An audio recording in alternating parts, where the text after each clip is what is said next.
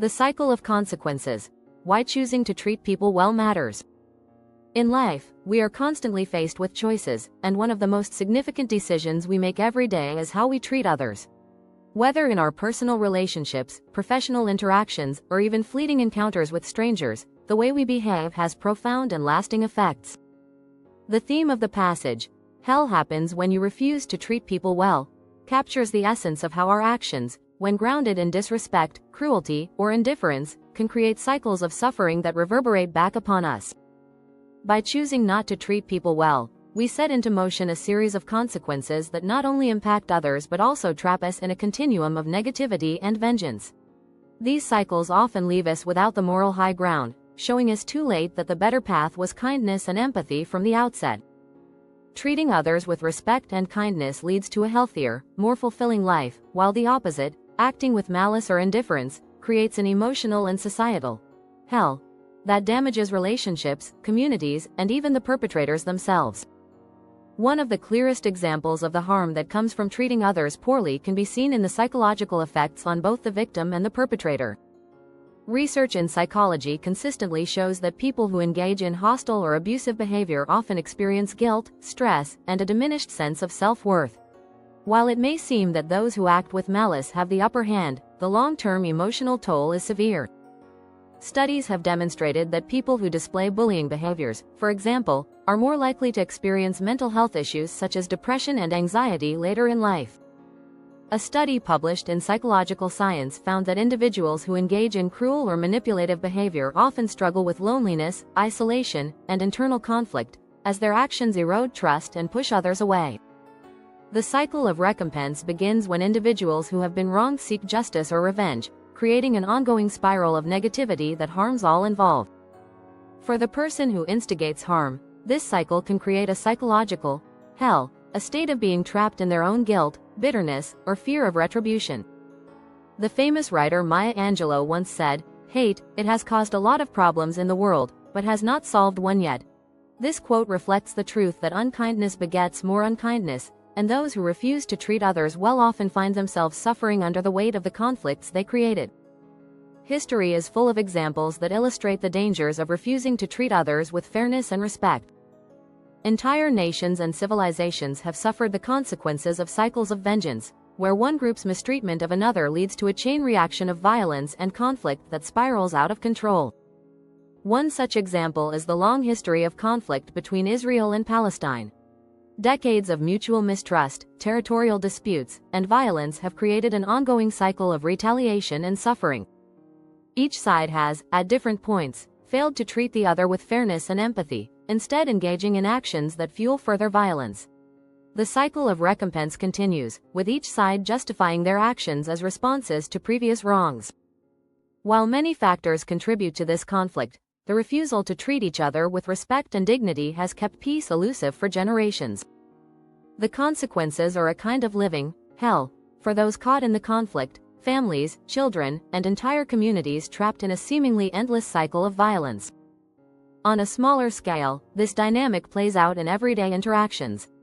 Consider the workplace, where a manager who treats employees with disrespect may initially believe they are asserting authority.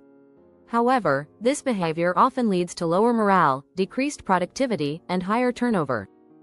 Employees who feel mistreated may seek revenge in subtle ways, such as disengagement or deliberate underperformance. Over time, the manager loses the trust and cooperation of their team, finding themselves in a toxic work environment of their own making. One of the most important lessons from the passage is that by refusing to treat people well, you lose the moral high ground. The moral high ground refers to the ethical position from which one can claim to be acting justly or righteously. When you engage in behavior that harms others, you forfeit this position, leaving yourself vulnerable to criticism, retaliation, or guilt. Consider historical figures like Mahatma Gandhi and Martin Luther King Jr., who fought for justice and equality through nonviolent means. Their commitment to treating even their enemies with respect and compassion allowed them to maintain the moral high ground, gaining the respect of the world and achieving significant social change. Gandhi's famous quote, "An eye for an eye only ends up making the whole world blind," underscores the futility of cycles of vengeance. By refusing to retaliate with violence, both Gandhi and King elevated their causes, showing that true strength lies in compassion, not cruelty. On the other hand, those who lose the moral high ground often find themselves caught in cycles of blame and retaliation. Take, for example, the Watergate scandal in the United States, where President Richard Nixon and his administration engaged in illegal activities to maintain political power. Nixon's refusal to act with integrity set off a chain of investigations, resignations, and public outrage that ultimately led to his resignation. By not doing the right thing from the beginning, Nixon lost the moral authority to lead, and his legacy was forever tarnished. The way to avoid the personal and societal hell that comes from mistreating others is to choose kindness and integrity, even when it feels difficult. Treating people well is not always easy, especially in moments of anger, frustration, or disagreement, but it is a choice that pays dividends in the long run. Research shows that individuals who practice empathy and kindness experience greater life satisfaction, better relationships, and improved mental health. A study published in the Journal of Social Psychology found that acts of kindness boost the well-being of both the giver and the receiver. Kindness fosters trust, cooperation, and a sense of community, all of which contribute to a more harmonious and fulfilling life. Moreover, treating people well is not only about the impact on others but also about maintaining your own sense of integrity. As author C.S. Lewis wrote, "Integrity is doing the right thing, even when no one is watching." When you choose to treat others with respect, fairness, and compassion, you uphold your own moral principles, ensuring that you remain on solid ethical ground no matter what challenges arise. The consequences of refusing to treat people well are far-reaching and often devastating.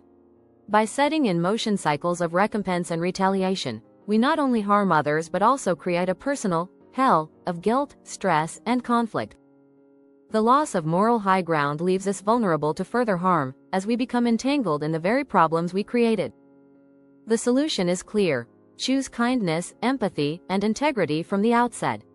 By treating people well, we can break the cycle of vengeance and create a world where respect and compassion prevail.